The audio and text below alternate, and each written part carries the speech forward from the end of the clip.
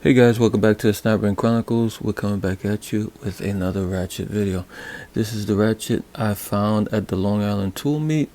Last time I was there, it was $1. It's pretty beat up. It's that copy of the Flying V Ratchet that was made famous, I guess, by Craftsman and Sears.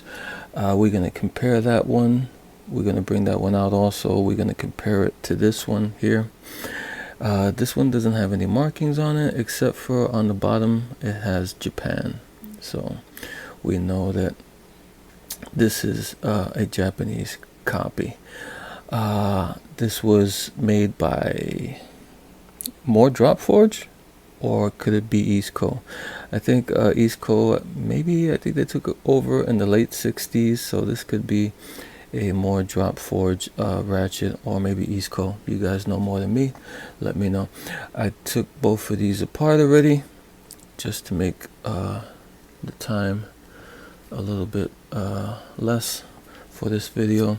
So here are the parts for both, and we're gonna take a look and do a little comparison on these two ratchets. Yeah, so not sure when this came out, maybe 60s, 70s.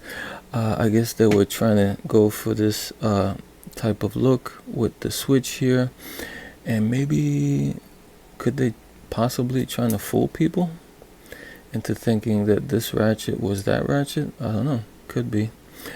Okay, like I said, I took them apart already. This one's in a lot better shape than that one, so we'll just make allowances for the cosmetics of the ratchet. But before we go anywhere, if you could do me a big favor and you find all these weird kind of ratchet minutia videos at all interesting or entertaining, let me know. Give me a like and subscribe to the channel. Okay, so I took this one apart. Like I said, it's pretty I guess patina, you might call it, on it. The chrome or whatever was on it, it's a lot of it is gone, just say that much. What was interesting is that when I took it all apart, is the broaching is what I was looking for, to see if the broaching was at all comparable or any good to the Eastco or more Drop Forge ratchet. And what I found surprised me is that the broaching on this ratchet is similar to the broaching on that ratchet. I don't know what the metals are here. I know that this usually, from what people say, this metal here is a very good metal. From what I've heard, this here, who knows what it is, came from China, from Japan. It doesn't even have a brand name on it, just Japan here at the bottom. But the broaching I found to be pretty good over here. Doesn't have a oil port, but there is something there because there's a hole underneath there. You see it? So maybe a plug or something. They plugged it, I'm not sure. I guess they were trying to drill the hole for the ball detent on that side. And here is the broaching for the second, the pawl entrance or compartment, and also not too bad. You see here, you can see the steps here. This is the channel for the ring of the switch, and then it has like a little step there. Has a little kind of a small little step there, which I guess is a necessary operation for these type of ratchets with these rings that go in and keep these rings that keep this in place, the ring, the retention ring. And over here also is you see the channel, and also a step here, which is pretty clean. And we'll look at the original one, and this one looks a lot better because the chrome and everything is intact, but very similar.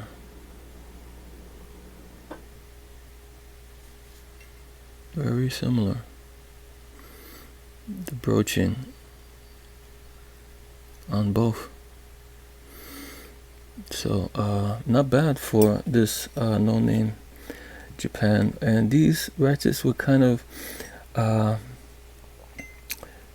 don't know if you can call them hard to make, maybe, because you can see there's two broachings here and kind of a lot of, not a lot, but there's quite a bit of operation where you have to build them where the pawl goes in the front, has its own ring and switch and ball detail and everything. It goes there, then you have to put the ring and the retention ring in the front here and get that in place. So it's kind of a little bit involved as far as ratchets go. A lot of times you just see they'll have just one opening, and then the pawl and everything goes in there with the gear and everything in the same spot in the same opening. But here you see there's two openings, two different rings, two of everything. And for some reason these no-name Japanese brand decided to get into this complication. Don't know why. I guess they figured they'd make a quick buck. Here are the pawls, also very similar. This is the Craftsman, and here this is the Japanese one. They look very similar, and the machining on both looks not bad, actually. So another surprise there. What else? The gears. The gears, you can see that this gear is maybe a little bit sloppier than the Craftsman gear. This one just looks a bit cleaner, and how they machined it. This one looks a little bit kind of rattier. The teeth don't look as sharp, and they kind of have this weird kind of edge on them. I don't know if that was from use or from just they didn't complete the machining there and take that edge off there. It's not on this side, it's just on that side. You see kind of like that lip there on the teeth.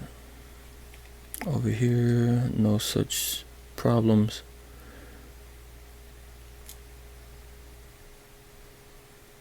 But also they kind of chamfered the edge on the back here of the teeth. You see that little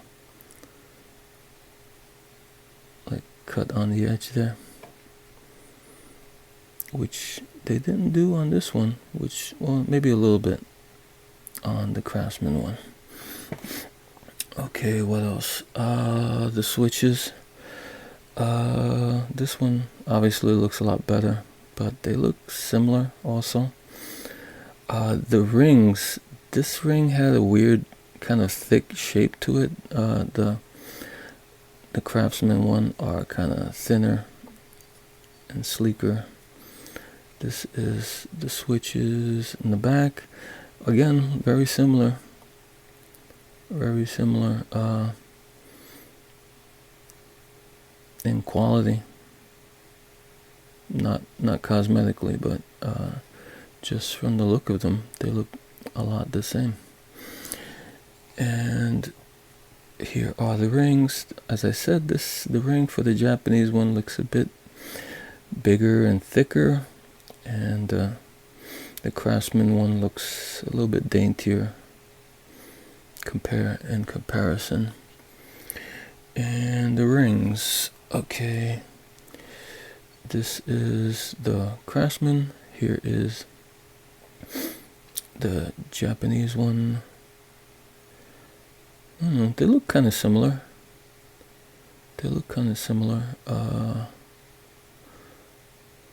They kind of got a chamfering going here. This one also is chamfered on the backside for the opening. This one is rusted or pitted, and this one's nice shape. But I don't know, very similar. Let me see if this one will fit. Actually, this one fits. The Craftsman will fit the Japanese gear. Maybe a little bit tight. I feel rubbing. Let me see the gear, the Craftsman gear, and the Japanese one. Maybe a little bit too much space there. Not a lot space, but you can see it there. It's kind of a little bit. It wiggles a little bit there, and the ball detents. I don't want to mix them up. Okay, I know that the one on top is cloudier. That's the Craftsman, and the one on the bottom is the Japanese one, and they look pretty much identical, except for one is a little bit shinier than the other ones. And that's pretty much it. There we have it. Surprised in that this looks to be almost as good as that, as far as broaching and the pawl machining and just general machining. This one's kind of rough. The metal, not sure what kind of metal it is or how good it is, but you see the knurling here is, even if it was new, it doesn't look too good. Knurling looks kind of whatever, kind of, they just threw it there as an afterthought. But the process and the machining, I don't know, seems okay to me, especially in comparison to this. This is probably better materials, better finishing, but I don't know, this one didn't look too bad. Alright guys, that's all I got for now. Until next time.